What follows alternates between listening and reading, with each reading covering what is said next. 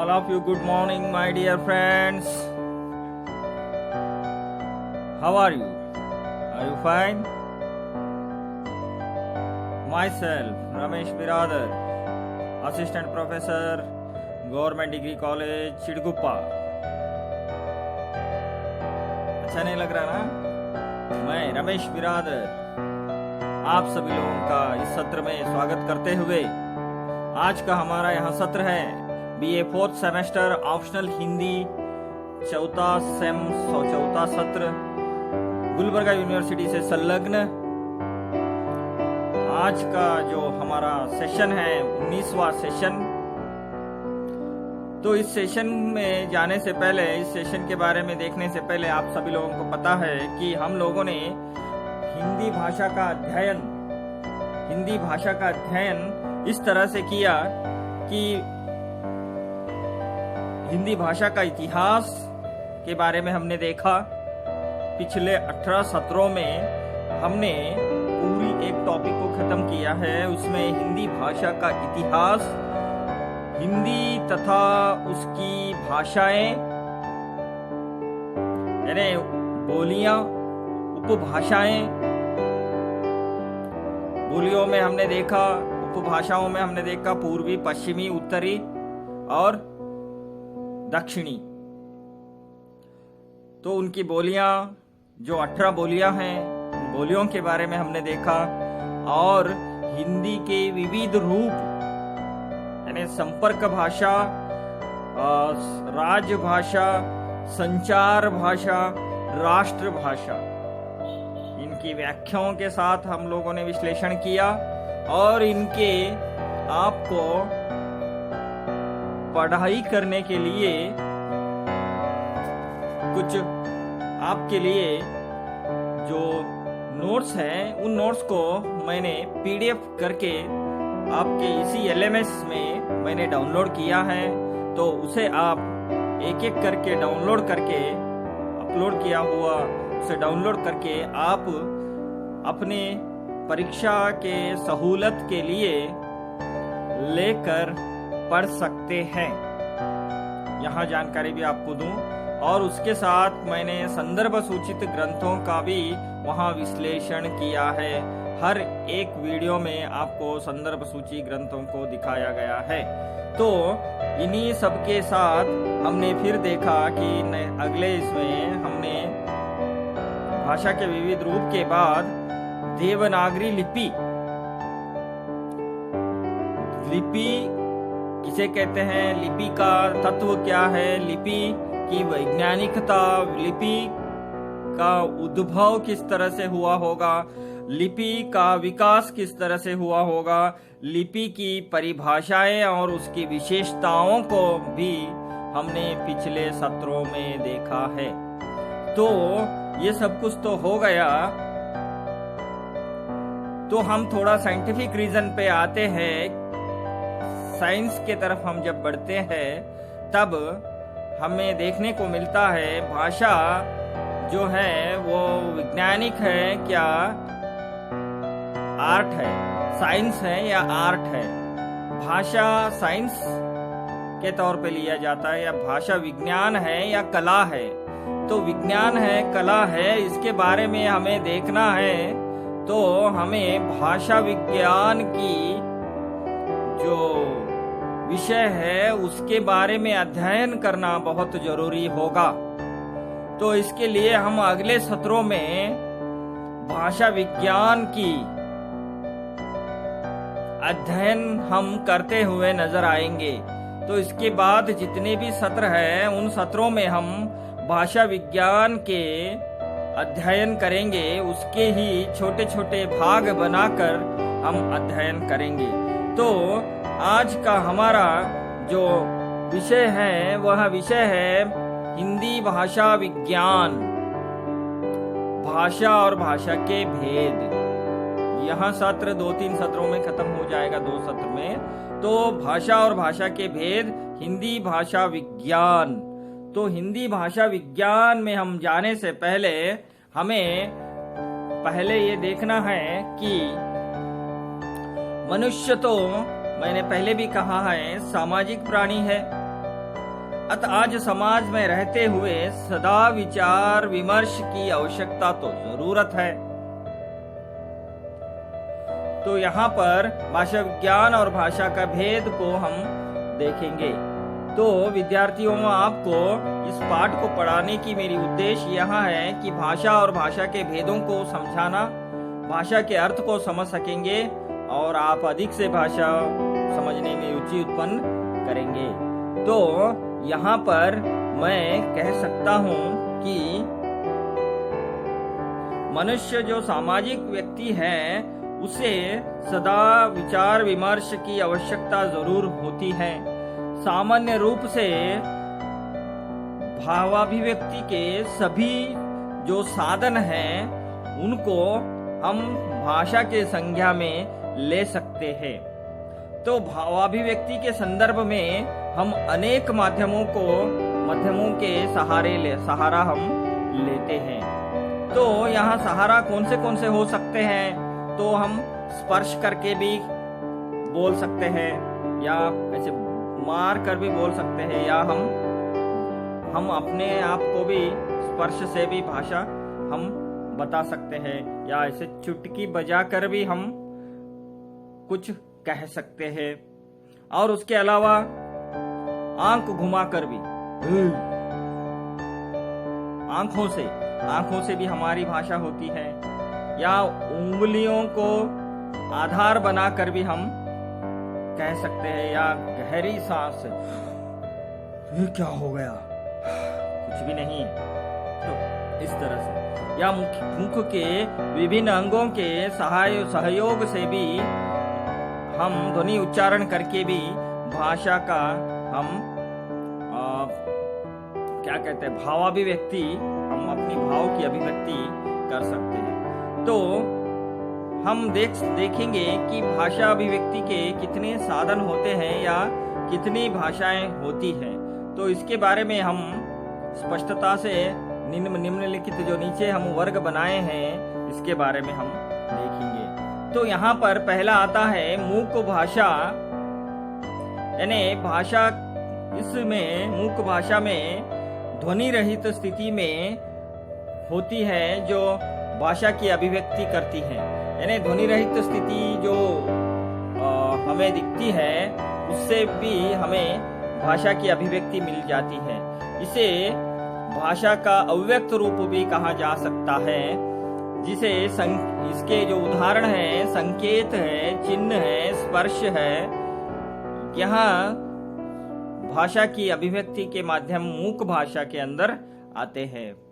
तो इसका हम एक उदाहरण देखेंगे। तो पुष्प की भाषा, यानी पुष्प की जो भाषा होती है वहाँ भाषा, जो पुष्प जब खिलने लगता है तो क्या है, सुंदर दिखता है और हंसी खुशी दिखता है। जब मुरझा जाता है तब हमें किस तरह से महसूस होता है कि वहाँ बहुत बेजार में है। तो इसके बाद हम अस्पष्ट भाषा के बारे में देखेंगे।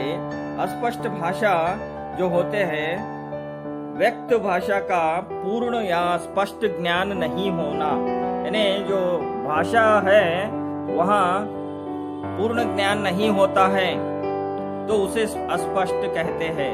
तो उसका हम उदाहरण, आवाजें तो सुनाई देती है, हो, उसका अर्थ क्या है मालूम नहीं, च्यों च्यों च्यों च्यों चिड़िया पुकारती है, तो उसका अर्थ क्या है पता नहीं, ये अस्पष्ट भाषा के अंदर आती है। यानी यहाँ पर कई प्रकार के पक्षियां कई प्रकार के गीत गाते हैं और कुत्ते भौंकते हैं, कई तरह से भौंकते हैं, कोई अलग आवाज निकालता है, कोई अलग आवाज निकालता है। तो यहाँ पर क्या हो जाता है कि यहाँ पर भी स्पष्ट भाषा हमें नहीं मिलती। तो इन हमारे जो भाषा के भेद हैं वहाँ पहला है मूक भाषा और अस्पष्ट भाषा। अब देखते हैं हम स्पष्ट भाषा।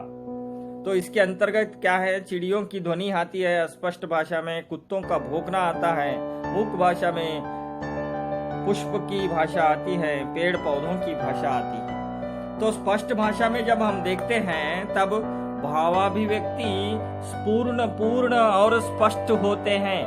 यहाँ पर जो भाव अभिव्यक्ति होते हैं वो पूर्ण होते हैं और स्पष्ट होते हैं। तो यहाँ पर जब मनुष्य के अवयवों के माध्यम से अर्थमयी या यादृच्छिक हम, यहाँ पर आपको ज्यादा से ज्यादा थोड़ा सा ये आ रहा होगा, अच्छा है, ठीक। तो मनुष्य के अवयवों से, मुख के अवयवों के माध्यम से अर्थमयी या यादृच्छिक ध्वनि समिष्टि का प्रयोग इस भाग में करता है स्पष्ट भाषा में, और ऐसी भाषा का रूप सामने आता है जो मानव व्यवहार और उसकी उन्नति के सर्वाधिक सहयोगी है। तो यहाँ पर हम देखते हैं कि विचार विनिमय के विभिन्न साधनों को भी यहाँ पर हमें देखने को मिलता है।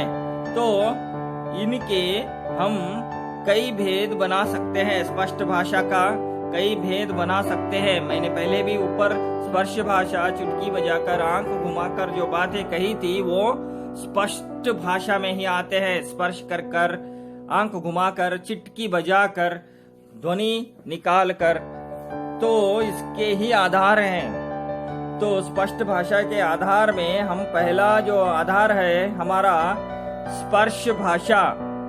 तो स्पर्श भाषा में हम देखते हैं कि इसमें विचारों की अभिव्यक्ति शरीर के एक अथवा अधिक अंगों के साथ होता है। यानी शरीर की जो अंग है, अंगों से स्पर्श के माध्यम से यहाँ भाषा हमें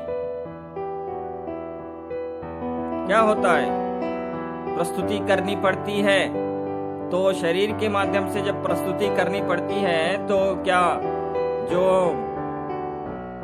कर्ता और कर्म है, या कर्ता श्रोता और जो भाषा कहने वाला, जो सुनने वाला है, वो दूर रहे, क्या समीप रहना जरूरी है। तो इसके लिए क्या है, प्रयोगकर्ता जो है वहाँ ग्रहणकर्ता के साथ में रहे तो ही यहाँ भाषा, स्पर्श भाषा संभव हो सकता है। यानी उसे स्पर्श करके बताना है तो वहाँ पर प्रयोगकर्ता और ग्रहणकर्ता दोनों साथ में रहना है स्पर्श भाषा में। फिर दूसरा आता है इंगित भाषा, इसे हम आंगिक भाषा भी कहते हैं। आंगिक भाषा यानी विचारों की अभिव्यक्ति कई संकेतों के माध्यम से होता है। संकेत क्या होते हैं, रेलवे की गाड़ी जानी है, बड़ा सा लंबा सा डिब्बियां है, तो आगे वाला जो ड्राइवर है उसको सब कुछ अच्छा है, चलो आगे कहने के लिए वहाँ कौन सा झंडा बताएगा, हाँ हरा झंडा बताएगा। रोकना है, कुछ गड़बड़ी हो गई है, तब कौन सा झंडा हमें दिखाई देगा, लाल झंडा। यहाँ पर क्या हो गया, लाल झंडा रुकने का संकेत है, हरा झंडा जाने का संकेत है। युद्ध काल में भी ऐसे संकेतों को हम देखते हैं। जब व्हाइट फ्लैग आता है तो क्या है, युद्ध को शिथिलावस्था में रखना है। तो हरी बत्ती, हरी झंडी, ट्रैफिक सिग्नल्स, ये सभी कुछ संकेत भाषा है। हर एक आदमी को रुक रे भाई, तुम रुको कहने से अच्छा है रेड सिग्नल डाल दिया जाए तो वो रुक जाएगा, क्योंकि वो संकेत भाषा है, उसको इंगित भाषा कहते हैं। तो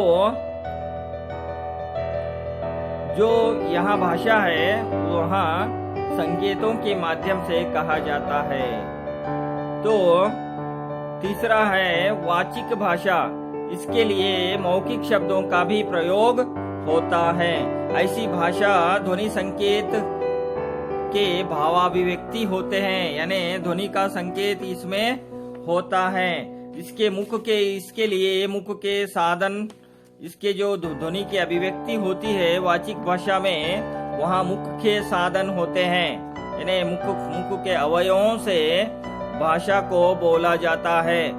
यहाँ बहुत ज्यादा उपयोग होने वाला, सर्वाधिक प्रयुक्त होने वाली भाषा है कौन सी, वाचिक भाषा। यानी जिसे पढ़ना लिखना ना आता हो, जिसे कुछ कहना ना आता हो, जिसे कुछ विचार ना हो, उसके पास कोई ज्ञान ना हो, फिर भी अपनी भाव की अभिव्यक्ति वो भाषिक भाषा से कर लेता है। और कितने ही लोग हैं दुनिया में जो पढ़ लिख नहीं सकते, फिर भी वो बात करते हैं। तो इस हिसाब से हम देखते हैं तो यहाँ सर्वाधिक प्रयुक्त होने वाली भाषा है।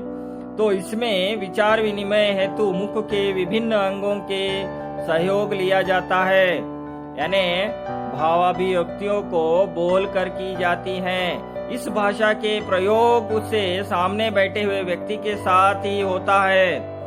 यंत्र आधारित दूरभाषा भी इसमें आ सकता है, यानी यहाँ बाजू में ही रहना बल्कि कोई बात नहीं है, सामने इसे भाषा का प्रयोग सामने बैठे हुए व्यक्ति के साथ भी होता है। और उसके साथ अलावा यंत्र आधारित दूरभाषा यानी टेलीफोन, मोबाइल, टीवी माध्यम, वायरलेस आदि वर्ग इसके अंतर्गत आते हैं। भाषा के सूक्ष्म विभाजन में इसे यांत्रिक या यंत्र आधारित भाषा के भिन्न वर्ग में भी हम उसे रख सकते हैं। तो इसके बाद हम वाचिक भाषा के बाद भाषा के भेद में लिखित भाषा की ओर हम जब जाते हैं, वहाँ भावाभिव्यक्ति का सर्वोत्तम उच्च माध्यम है लिखित भाषा। इसमें अपने विचार का विनिमय लिख कर अथवा मुख्यतः लिपि की सहारा लेकर किया जाता है। यानी लिपि जो हमने पिछले सत्रों में पढ़ा था, उसका जो माध्यम है वहाँ लिखित भाषा के जरिए ही होता है। इस भाषा में लिपि के आधार पर समय तथा स्थान की सीमा पर करने की शक्ति होती है। यानी यहाँ पर समय के आधार पर, लिपि के आधार पर समय तथा स्थान की सीमा पर यहाँ लिखित भाषा का उपयोग होता है। एक समय लिपिबद्ध किया गया विचार हजारों साल तक रहता है। कहना यह है कि समय के आधार पर यानी समय सीमा को पकड़ने की भी शक्ति इसमें होती है। यानी एक बार हम लिख के रख देते हैं तो शताब्दियों को उसको पढ़ा जा सकता है। तो कोई भी लिपिबद्ध विचार जो है, संदेश है, वो देश विदेश के किसी भी स्थान में भेजा जा सकता है। किसी भी समाज की उन्नति मुख्यतः वहाँ की भाषा उन्नति पर निर्भर होती है। यहाँ सर्वमान्य तथ्य है कि उन्नत देश की भाषा उन्नत होती है। इसके साथ भाषा के मानवीय संबंध भी क्या हो जाते हैं, सभ्यता के उत्कर्ष आदर माना जाता है। तो यहाँ इसके लिए काव्यदर्शा जो मम्मट जी का लिखा हुआ जो ग्रंथ है, उसमें लिखा गया है कि भाषा को ही जीवन का मुख्य आधार बताते हुए कहते हैं, वाच्यमेय प्रसादेन लोकयात्रा प्रवर्तते। यहाँ पर क्या कहते हैं, वाच्यमेय प्रसादने लोकमेव प्रवर्तते, लोकयात्रा प्रवर्तते। जिसको बातें आते हैं, जिसको भाषाएं आते हैं, वहाँ लोक पूरी दुनिया में फिर सकता है। जिसको भाषा आता है वहाँ पूरी दुनिया का भ्रमण कर सकता है। यहाँ इस प्रकार हम देखे हैं कि आज के सत्र में मानव के अपने विचारों का आदान प्रदान भाषा करती है। वहाँ शब्दों या वाक्यों द्वारा अपने को प्रकट करता है, कभी सिर हिलाकर, कभी कुछ कर कभी कुछ कर वह काम चला लेता है। और भाषा के भेद को भी हम लोगों ने देखा कि भाषा के भेद मुख्य भाषा, स्पष्ट भाषा का वर्गीकरण हम करते हैं। और आगे के सत्र में हम हिंदी जो भाषा का जो अर्थ और उसकी परिभाषा का अध्ययन, जो संस्कृत काल में आदि काल में कहा गया था, जो आज के काल में कहा गया था, इसके बारे में हम अगले सत्र में आपके सामने इसे लेकर हाजिर हो जाएंगे। तो आपको भाषा विज्ञान के बारे में पढ़ना है, भाषा विज्ञान के बारे में आपको ज़्यादा से ज़्यादा जानकारी प्राप्त करना है, तो आप इन संदर्भ सूची ग्रंथों का आप अध्ययन कीजिए।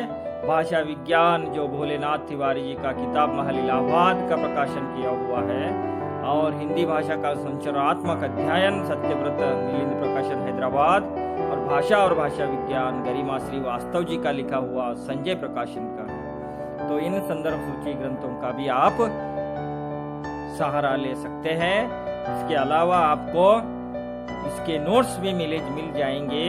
जो हम पढ़ा रहे हैं उसके नोट्स आपको पीपीटी नोट्स के रूप में आपको सभी सत्रों का भी आपको पीपीटी नोट्स मिल जाएंगे, उसका भी आप सहारा ले सकते हैं जो परीक्षा के इसमें। और आपको एमसीक्यू क्वेश्चंस यानी मल्टीपल चॉइस क्वेश्चन इसके ही भाग के आपको हर सत्र के 5 से 6 10 तक आपको प्रश्न मिल जाएंगे। इन प्रश्नों का सहारा जब आप लेंगे तब आपको